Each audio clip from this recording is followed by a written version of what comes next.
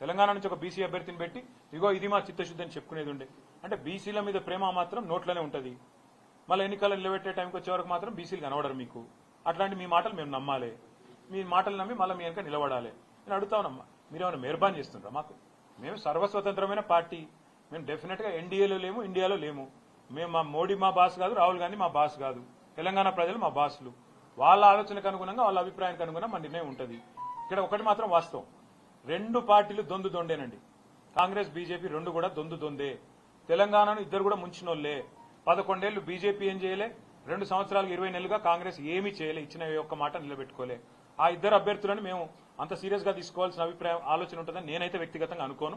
కానీ పార్టీగా, ఎందుకంటే నా ఒక్కడ అభిప్రాయం పార్టీ అభిప్రాయం కాదు, పార్టీగా మేము కూర్చుని ఆలోచించి డెఫినెట్ గా మా ఎమ్మెల్యేలు ఉన్నారు, మా ఎంపీలు ఉన్నారు, మా ఎమ్మెల్సీలు ఉన్నారు, మా ఇన్ఛార్జీలు ఉన్నారు, మా స్టేట్ కమిటీ ఉంది.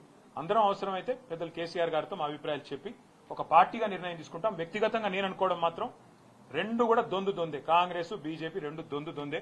రెండు తెలంగాణకు పనికొచ్చే పార్టీలు కాదు, రెండు ఢిల్లీ పార్టీలే. వాటిని పట్టించుకోవాల్సిన అవసరం కానీ, వాటి రాజకీయం గురించి ఆలోచించాల్సిన అవసరం కానీ లేదు అనేది వ్యక్తిగతంగా నా అభిప్రాయం.